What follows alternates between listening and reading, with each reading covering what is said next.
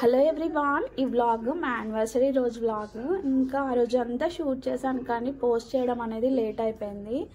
ఇంకా ఈసారి స్పెషల్ మాది 15th వెడ్డింగ్ యానివర్సరీ. చాలా బాగా సెలబ్రేట్ చేసుకుందాం అనుకున్నాం కానీ కాకపోతే ఇంకా రోజు మా ఆయన లేకుండే ఇంపార్టెంట్ పని ఉండి ఊరికి వెళ్ళిండు.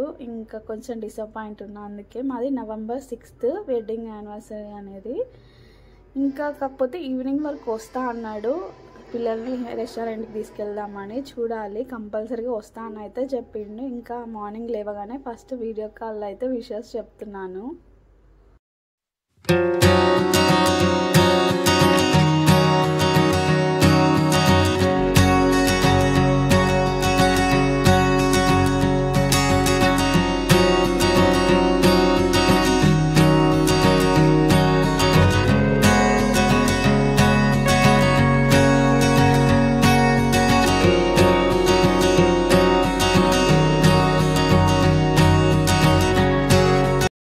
ఇంకా తనకి విషెస్ చెప్పిన తర్వాత ఇంకా లంచ్ బాక్స్ ప్రిపేర్ చేస్తున్నాను. ఇంకా తను ఉండే చికెన్ అట్లా తెచ్చేవాడు, స్పెషల్ ఏదో ఒకటి చేసేదాన్ని. కాకపోతే ఊరికెళ్ళాడు కాబట్టి కొంచెం స్పెషల్ ఉండాలని ఎగ్ ఫ్రై చేస్తున్నాను. ఇంకా మనం చికెన్ పెట్టినా కూడా మా పిల్లలు అంత ఇష్టంగా తింటారో లేదో కానీ ఎగ్ ఫ్రై అంటే చాలా ఇష్టం వాళ్ళిద్దరికి. ఇంకా ఇట్లా కింద అనేది మాడాలన్నట్టు, అప్పుడు దేనికి అది సపరేట్ చేసి ఇట్లా ఫ్రై చేస్తే వాళ్ళకైతే చాలా ఇష్టం. నిజంగా చాలా బాగుంటుంది టేస్ట్.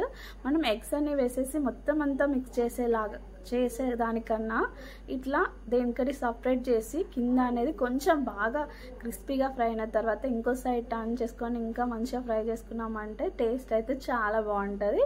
మా పిల్లలకి కూడా చాలా ఇష్టము.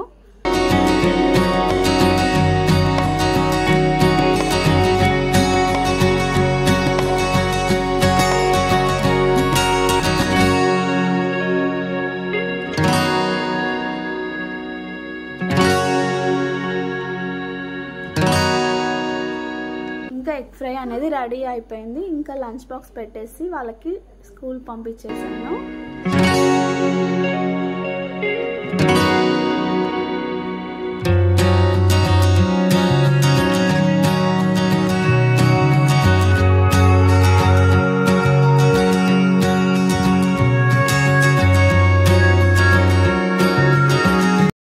ఇంకా వాళ్ళని స్కూల్కి పంపించిన తర్వాత మిగతా పనులన్నీ చూసుకొని ఫ్రెష్ అప్ అయి వచ్చి దీపారాధన చేద్దాం అనుకున్నా. అయితే ఏదైనా ప్రసాదం చేద్దాం అనుకున్నా కానీ ఎప్పుడు సీరా, సేమ్యా, కేసరి ఇట్లా బోరింగ్గా అనిపించింది. ఇంకేదైనా స్పెషల్గా చేద్దాం అనుకున్నా. అందుకే అప్పుడే ఒక థాట్ వచ్చింది, గులాబ్ జామ్ చేద్దామని. ఇంకా మా పెళ్లి రోజు కదా, దేవుడికి కూడా స్పెషల్ స్వీట్ పెట్టినట్టుగా తినిపించినట్టుగా అనిపిస్తుంది అని ఇంకా గులాబ్ జామ్ చేద్దామని అయితే ఫిక్స్ అయిపోయినా. అయితే మీకు ఒకటి చెప్పాలి, నేను గులాబ్ జామ్ చాలాసార్లు చేసిన, కాకపోతే ఏదో ఒక మిస్టేక్ అవుతుంది. లోపల ఉడకకపోవడము, లేకపోతే బాగా మెత్తగా రావడము, ఏదో ఒక ప్రాబ్లం అయితే పర్ఫెక్ట్గా అయితే రాదు నిజంగా. కాకపోతే ఈసారి నిజం చెప్తున్నా, చాలా అంటే చాలా బాగా వచ్చింది, కిరాక్ వచ్చింది నిజంగా. ఎలా చేశాను అనేది కూడా మీకు షేర్ చేస్తాను. అయితే మనము గులాబ్ జామ్ ప్యాకెట్ తీసుకొచ్చుకుంటాం కదా, తీసుకొచ్చుకోగానే పౌడర్ అనేది, పిండి అనేది ఎంత వచ్చింది అనేది ఫస్ట్ కొలుచుకోవాలి. ఒక గిన్నె కానీ లేదా ఒక గ్లాస్ ఏదైనా సరే దాంతో కొలుచుకొని పక్కకు పెట్టేసుకొని, నాకైతే ఒక గిన్నె నిండా వచ్చింది. ఆ పౌడర్ కొలుచుకున్న తర్వాత ఇంకా మనం వేరే ప్యాన్ పెట్టేసుకొని, నాకు ఒక బౌల్ నిండా వచ్చింది కదా, 2 బౌల్స్ షుగర్ వేసిన, డబల్ క్వాంటిటీలో షుగర్ వేసుకోవాలి. తర్వాత 1 బౌల్ వాటర్ వేసిన, మొత్తం అంతా కరిగించుకొని మనం ఇక్కడ అనేది తీగ పాకం రావద్దు, అట్లా అని పల్చగా ఉండద్దు. మనము ఎలా అంటే జిగురుగా ఉండాలి. ఇట్లా మనం టచ్ చేస్తే పాకం అనేది బంకలాగా జిగురుగా ఉండాలి. అంతవరకు బాయిల్ చేసుకోవాలి. అందులోనే కొంచెం ఇలాచీ పౌడర్ వేసేసిన, అంతవరకు బాయిల్ చేసేసుకొని పక్కకు పెట్టేసుకోవాలి. బాగా వేడి ఉండద్దు పాకం అనేది, కొంచెం మీడియం వేడిగా ఉంటే సరిపోతుంది. అందుకోసమే ఫస్ట్ పాకం, చక్కెర పాకం అనేది రెడీ చేసుకోవాలి. తీగ పాకం మాత్రం అస్సలు రావద్దు, అట్లాంటి పలుచగా కూడా ఉండద్దు, మీడియంగా అంటే జిగురుగా రావాలి. ఇట్లా వచ్చిన తర్వాత మనము పక్కకు పెట్టేసుకోవాలి. ఇంకా కంప్లీట్గా జిగురుగా వచ్చేసింది. ఇప్పుడు స్టవ్ ఆఫ్ చేసేసి కంప్లీట్గా చల్లారనివ్వాలి. అయితే ఇందులోనే నేను కొంచెం బాదం, కట్ చేసిన బాదం వేసాను. మధ్య మధ్యలో ఇవి క్రిస్పీగా తగులుతూ బాగుంటుంది టేస్ట్ అని. మన ఇష్టం, అంత ఎసెన్షియల్ కాదు, ఇంపార్టెంట్ అనేది కాదు. ఇష్టమైతే వేసుకోవచ్చు, లేకపోతే లేదు. ఈ విధంగా వేసేసి స్టవ్ ఆఫ్ చేసి పక్కకు పెట్టేసుకోవాలి.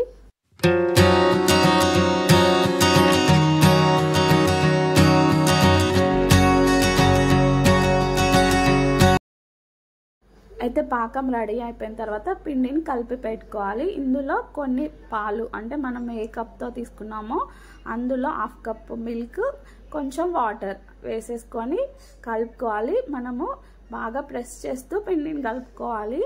ఇంకొకటి, పిండిని చాలా గట్టిగా మాత్రం కలుపుకోవద్దు. మనము టచ్ చేస్తే మనకి కొంచెం ఇట్లా మెత్తగానే ఉండాలి, అతుక్కునేటట్టుగానే ఉండాలి, అట్లా కలుపుకోవాలి పిండిని.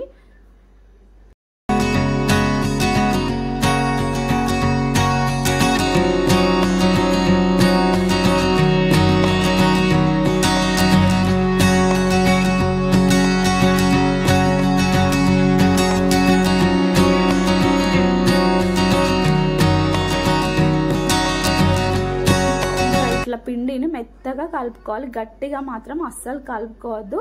విధంగా మంచిగా కలుపుకున్న తర్వాత ఒక క్లాత్ కొంచెం తడిపి, అంటే బాగా వాటర్ వచ్చే విధంగా కాదు, కొంచెం తడిపి ఆ క్లాత్ని పిండి మీద వేయాలి. పిండి అనేది గట్టిగా కాకుండా చూసుకోవడం కోసం తడి క్లాత్ వేసేసుకోవాలి.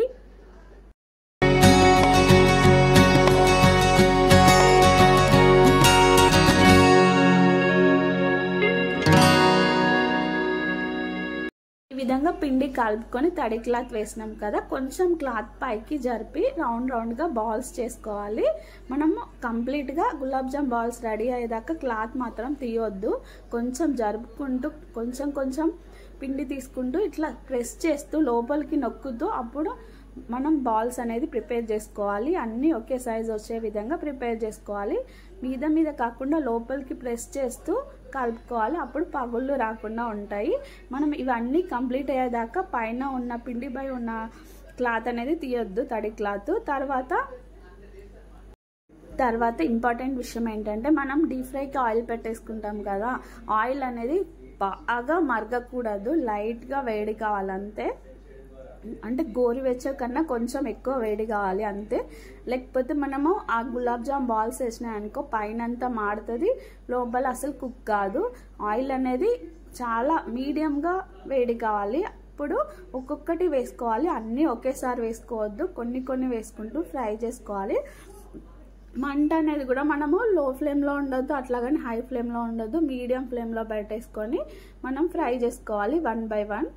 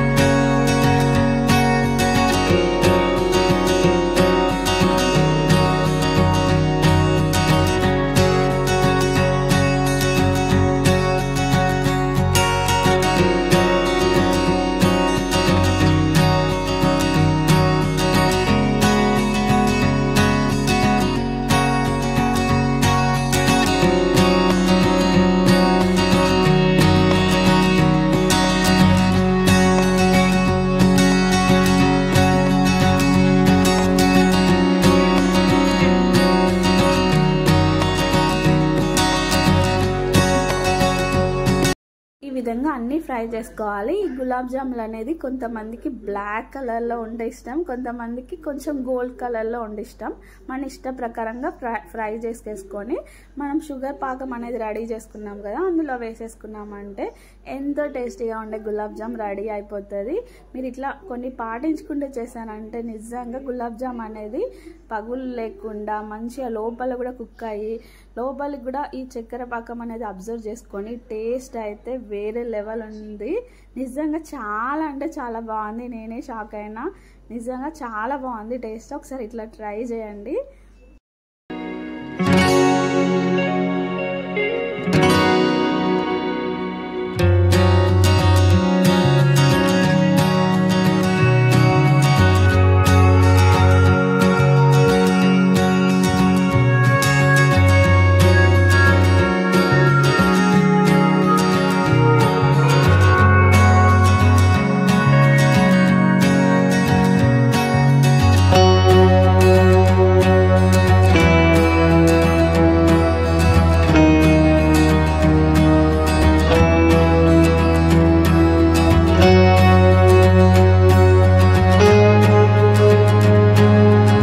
ఇంకా తర్వాత దీపారాధన చేసి నేను చేసిన గులాబ్ జామ్ ఫస్ట్ దేవుడికి పెట్టేసి ఇంకా ఫైనల్గా అయితే హారతి ఇస్తున్నాను. ఇచ్చేసి ఇంకా దేవుడికి బ్లెస్సింగ్స్ తీసుకొని ఇట్లా అయితే పూజ చేసుకున్నాను ఆ రోజు.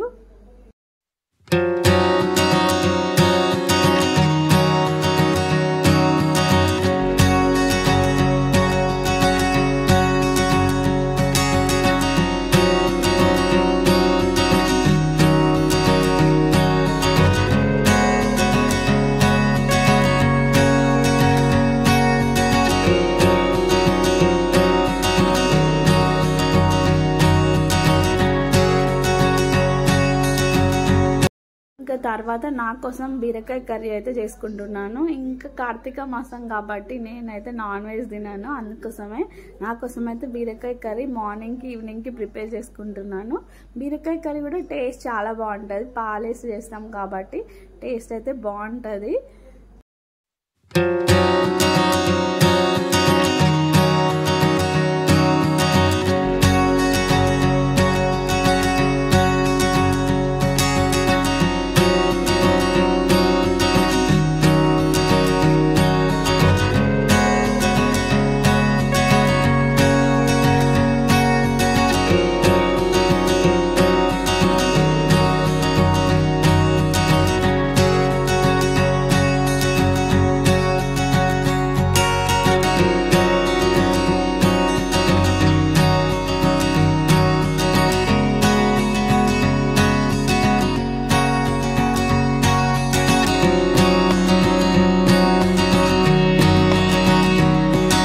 ఇంకా తర్వాత అయితే మా ఆయన వచ్చిండు ఈవినింగ్, చెప్పిన విధంగా అయితే ఈవినింగ్ వచ్చిండు. అందరం అమ్మాయి అనుకున్నాము. ఇంకా తర్వాత రెస్టారెంట్కి వెళ్ళినాము. నేనైతే నాన్ వెజ్ తినాను, కానీ పిల్లల కోసము మనము ఎన్ని స్పెషల్స్ ఇంట్లో చేసినా కూడా ఏదైనా స్పెషల్ డే బయట వెళ్ళేది అక్కడ స్పెషల్స్ తినడానికి కాదు, ఫ్యామిలీతో అనేది స్పెండ్ చేయడానికి, అట్లా బయట వెళ్ళేది దానికోసమే. ఇంకా మనం ఇంతకన్నా బాగా చేసుకుంటాం ఇంట్లో, కానీ స్పెషల్ డే మాత్రం ఇంట్లో తినాలనిపించదు కొన్ని టైమ్స్, అప్పుడు ఎప్పుడు కాదు. ఇంకా అవైతే మనం స్కిప్ చేయలేము, బయట ఫుడ్ అట్లా అనలేము, ఎందుకంటే ఫ్యామిలీ అంతా కలిసి ఎంజాయ్ చేయడానికి మాత్రం కొన్ని టైమ్స్ తప్పదు. ఇంకా పిల్లలకు కూడా తినిపించాలి కదా కంపల్సరీగా, వాళ్ళు తింటారు కాబట్టి ఇంట్లో కూడా ఏం చేయలేదు ఇంకా నాన్ వెజ్ కాబట్టి. వాళ్ళ కోసం అయితే రెస్టారెంట్కి వెళ్ళినాము.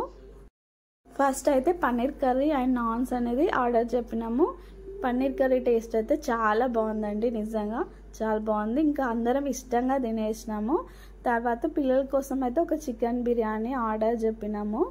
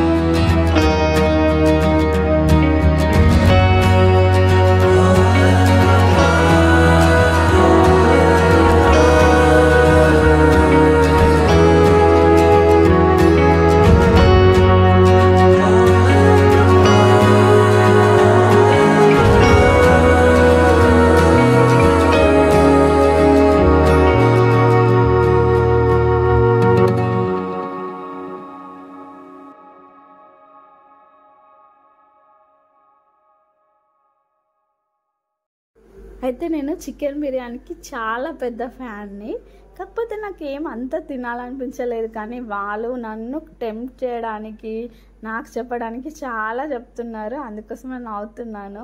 నాకు ఏం తినాలనిపించట్లేదు, కానీ కావాలని చాలా బాగుంది, హైలైట్ ఉందని అట్లా చెప్తున్నారు.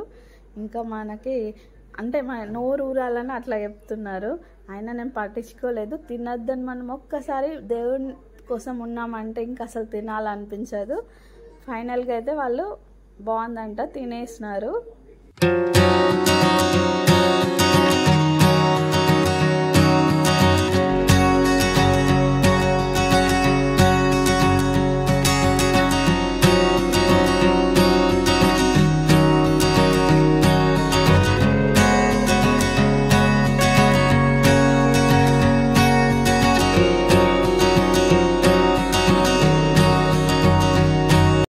తర్వాత డిన్నర్ అనేది కంప్లీట్ అయిపోయింది. ఇంక ఇంటికి వెళ్తున్నాము.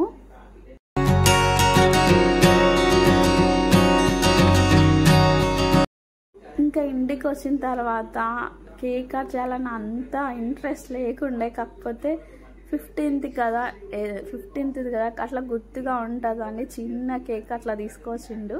ఇంకా అది అట్లా ఫార్మాలిటీ కోసం కట్ చేసినాము. ఎందుకంటే చాలా టైం అయింది, అప్పటికి 10 అవుతుంది. ఇంకా అందరము టైర్డ్ అయిపోయినాము. ఇంకా తనైతే ఊరికెళ్ళేసి వచ్చింది కాబట్టి ఇంకా ఫుల్ టైర్డ్ అయిపోయిండు. ఏదో అలా కట్ చేయాలని మెమొరీ కోసం మాత్రమే కట్ చేసినాము. ఇంకా ఫైనల్గా అయితే ఇలా సెలబ్రేట్ చేసుకున్నాము.